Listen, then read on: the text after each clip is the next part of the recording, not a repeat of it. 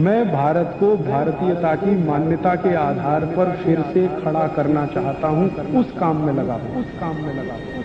हमारे शरीर में वात पित्त कफ की स्थिति सम और असम होती रहती है। आप जानते हैं सुबह जो है ना वात ज्यादा होता है शरीर में, सुबह सुबह। दोपहर को पित्त ज्यादा होता है, शाम को कफ ज्यादा होता है। तो ये पूरे 24 घंटे में ऊपर नीचे होता रहता है।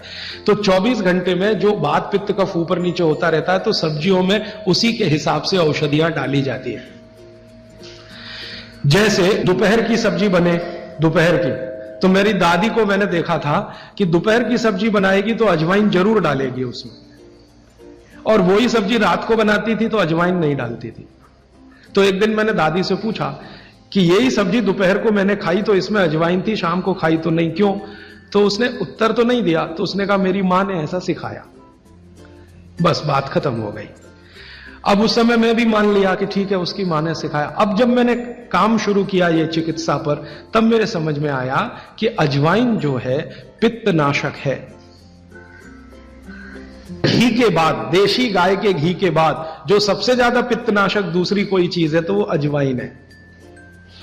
और दोपहर को पित्त भड़कता है, आप जानते हैं, और वो स्वाभाविक है क्योंकि खाना खाने के लिए पित्त भड़कना ही चाहिए।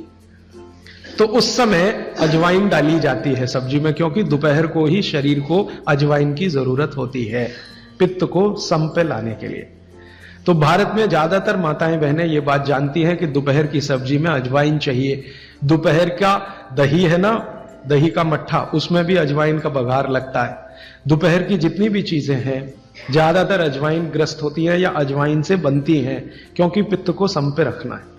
मैं अब इसको बदलना चाहता हूं और मैं ये समझना चाहता हूं और समझाना चाहता हूं कि स्त्रियां जो कर रही हैं वो किसी डॉक्टर से कम नहीं है। बस अंतर इतना है कि डॉक्टर को आप फीस देकर उससे एडवाइस ले रहे हैं। हमारी दादी नानी फोकट में वही एडवाइस दे रही है, धनिया खाओ, जीरा खाओ और ये अजवाइन खाओ, आपके पेट की गैस खत्म हो जाएगी। और ये 3500 साल से वैसे का वैसा ही है। अजवाइन खाओ तो गैस खत्म होती ही है। कभी भी आप करके देख लो। आप में से किसी को भी बहुत गैस बनती हो, पेट में एसिडिटी की तकलीफ हो, आज से शुरू कर दो। आप खाना खाया तो उसमें ध्यान रखो अजवाइन ज्यादा रहे, दाल में, सब्जी में, वगैरह वगैरह। और अगर नहीं कर पा रहे हैं तो खाना खत्म करते ही थोड़ी अजवाइन खा लो। अजवाइन ज्यादा तकलीफ ना कर दे, उसका बैलेंस है काले नमक के साथ। तो थोड़ा अजवाइन और काला नमक मिला के हर खाने के बाद खा के देख लो। 3 दिन में ना आपकी गैस बंद हो तो आप जो कहो मैं हारने को तैयार। ये गारंटी मैं नहीं दे रहा हूं, ये गारंटी अजवाइन दे रही है। मेरी गारंटी नहीं है, अजवाइन की गारंटी है।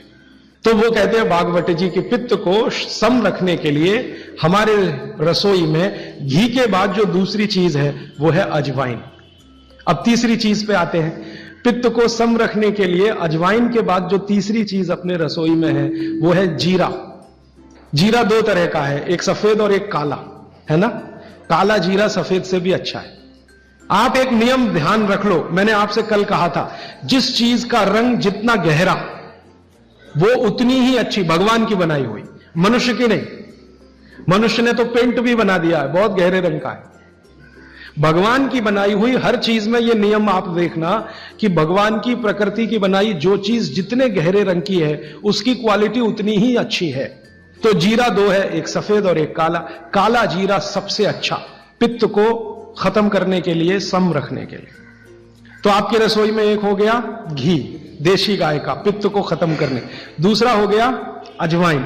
तीसरा हो गया जीरा। और एक चीज हींग। हींग तो आप सब समझते हैं ना। हींग भी भगवान की बनाई हुई है, आदमी ने नहीं बनाई। हींग के पहाड़ होते हैं, जैसे पत्थर के पहाड़ होते हैं ना, वैसे हींग के पहाड़ होते हैं। हींग वहीं से आती है। तो हींग है, जीरा है, अजवाइन है और देशी गाय का घी। अब इसके नीचे आता है धनिया। धनिया 2 तरह का है, एक सूखा और एक हरा। जब तक हरा उपलब्ध है आप खाइए, जब नहीं है तो सूखा खाइए। दोनों की क्वालिटी एक ही है। सूखे धनिये में कोई कमी नहीं आती।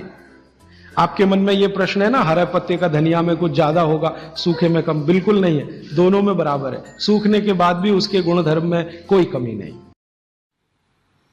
दोस्तों, सबसे पहले तो चैनल सब्सक्राइब करें, फिर लाइक, कमेंट और शेयर करें। और हाँ, हमारा एंड्रॉयड ऐप डाउनलोड करना ना भूलें।